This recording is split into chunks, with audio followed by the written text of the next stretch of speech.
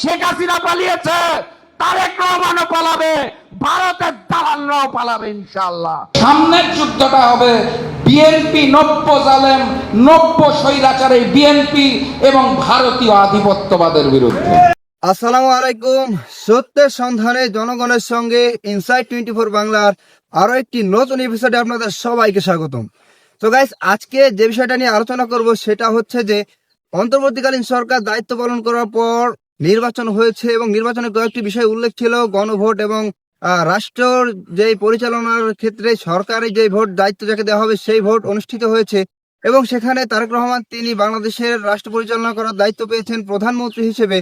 তো বিএনপি সরকার দায়িত্ব পাওয়ার পর থেকে বেশি সময় এখনো হয়নি, হয়তো বা 2-1 মাস হয়েছে। তো এর ভিতরেই চলছে বিভিন্ন ধরনের আলোচনা সমালোচনা এবং অনেকেই অনেক ধরনের কথা বলছে। তো চোখে পড়ার মতো কয়েকটি নিউজ আমরা দেখেছি, কয়েকটি সংবাদ সম্মেলন আমরা দেখেছি যেখানে রাশেদ প্রধান তিনি কিছু কথা বলেছেন। তিনি বলেছেন যে বিএনপি সরকার তিনি শেখ হাসিনার দেখানো পথেই হাঁটছেন। যদি এরূপ ভাবে চলতে থাকে তাহলে শেখ হাসিনা তো পালিয়েছে, তার মতো তারেক রহমানকেও পালাতে হবে। তো এরূপ অনেক কথাবার্তা চলছে এই সরকারকে নিয়ে। আর এটার মূল কারণ হচ্ছে এই যে সমস্ত সমালোচনা, এটার মূল কারণ রিসেন্টলি যেটা দেখতেছি আমরা সেটা হচ্ছে যে সংবিধান সংস্কার। কারণ নির্বাচনে একটা বিষয় উল্লেখ ছিল গণভোট, আর সেখানে এরকম একটা কথা ছিল যে সংবিধান সংস্কার করতে হবে, কেননা 72-এ যে সংবিধান ছিল সেই অনুযায়ী আর রাষ্ট্র পরিচালনা হবে না। তো এখন আমাদের সামনে যেটা এসেছে যে বিষয়টা সেটা হচ্ছে যে সংবিধান সংস্কারকে নিয়ে বর্তমান সোশ্যাল মিডিয়া উত্তাল, বিএনপি নেতাকর্মীরা আছে, সাধারণ মানুষ, তাদের মধ্যে চলছে উত্তেজনা এই একটা বিষয়কে নিয়ে। তো এই বিষয়টা নিয়ে চলছে বিভিন্ন ধরনের আলোচনা সমালোচনা এবং রিসেন্টলি আমরা দেখেছি 11 দলীয় যে জোট তারা সংবাদ সম্মেলন করেছেন, তারা সমাবেশ করেছেন।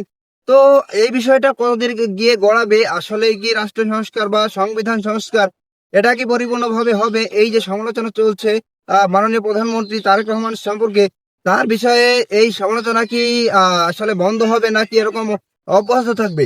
সো গাইস, কথা না বাড়িয়ে চলে যাবো আমরা সরাসরি স্ক্রিনে এবং বিস্তারিত থাকছে সম্পূর্ণ ভিডিও জুড়ে। এই হচ্ছে আমার দেশের নির্লজ্জ, ভারতের কাছে বিক্রি হয়ে যাওয়া মিডিয়ার চরিত্র। ওই আওয়ামী লীগই তো বর্তমান বিএনপি। তারেক রহমান সিনেমা দেখে বেড়াচ্ছে, দেশে একটা অস্থিরতা চলছে, জনজীবনে বিপর্যয় চলছে। এই সময় জনাব তারেক রহমান সিনেমা দেখে বেড়াচ্ছে। আওয়ামী লীগের জায়গায় বিএনপি বসেছে, ভারতীয় আধিপত্যবাদ ঠিকই আছে। অতএব সামনের যুদ্ধটা হবে বিএনপি নব্য জালেম, নব্য স্বৈরাচার এই বিএনপি এবং ভারতীয় আধিপত্যবাদের বিরুদ্ধে। পেট্রোল পাম্পের সামনে তেলের অভাবে হাহাকার হচ্ছে। আমার বাসার পাশে একটা পেট্রোল পাম্প আছে, আমি প্রতিদিন দেখি, প্রতি রাতে দেখি, দিন রাত 24 ঘন্টা শত শত মোটরসাইকেল ওখানে লাইন দিয়ে আছে। দেশে একটা অস্থিরতা চলছে, জনজীবনে বিপর্যয় চলছে। এই সময় জনাব তারেক রহমান সিনেমা দেখে বেড়াচ্ছে। আমার লজ্জা লাগে। আমি প্রবাদে শুনতাম যে রোম যখন পুড়ছিল নিরো তখন বাঁশি বাজাচ্ছিল। এটার উদাহরণ আমি দেখেছিলাম ফ্যাসিস্ট শেখ হাসিনার কাছে, যখন আমাদের দেশের রাজপথ রক্তাক্ত হচ্ছিল জুলাই গণঅভ্যুত্থানে, উনি তখন বিটিভি ভবনের জন্য কাঁদছিল শেখ হাসিনা। ওই আওয়ামী লীগই তো বর্তমান বিএনপি। তারেক রহমান সিনেমা দেখে বেড়াচ্ছে। সংগ্রামী উপস্থিতি, আমি বক্তব্য দীর্ঘায়িত করব না, আমি শুধু মেসেজ যেটা দিতে চাই সেটা হচ্ছে আগের যুদ্ধটা ছিল আওয়ামী লীগ এবং ভারতীয় আধিপত্যবাদের বিরুদ্ধে। আওয়ামী লীগের জায়গায় বিএনপি বসেছে, ভারতীয় আধিপত্যবাদ ঠিকই আছে। অতএব সামনের যুদ্ধটা হবে বিএনপি নব্য জালেম, নব্য স্বৈরাচার এই বিএনপি এবং ভারতীয় আধিপত্যবাদের বিরুদ্ধে।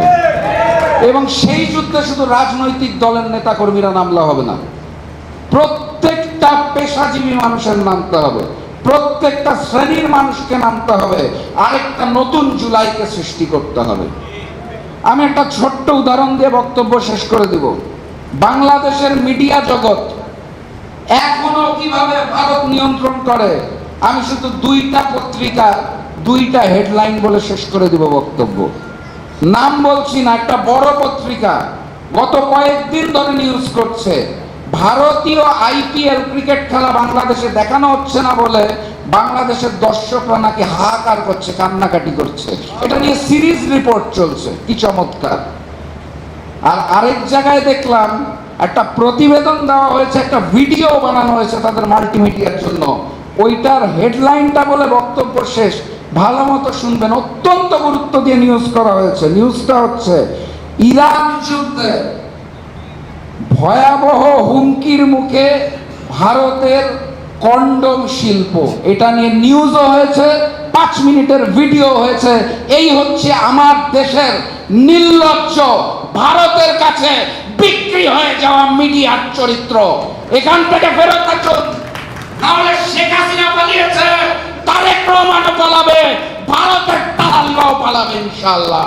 দেখা হবে পরের কোন অভ্যুত্থানে, দেখা হবে পরের বিজয়ে। বিজয়ের পথে যাত্রা শুরু, জীবন অথবা মৃত্যু। তো গাইস, আপনারা সম্পূর্ণ ভিডিওটি দেখলেন এবং এই ভিডিও সম্পর্কে আপনাদের মূল্যবান মতামত অবশ্যই কমেন্ট বক্সে বলে যাবেন। দেখা হবে আপনাদের সাথে অন্য কোনো ভিডিওতে। ততক্ষণ পর্যন্ত ভালো থাকবেন, সুস্থ থাকবেন। আল্লাহ হাফেজ।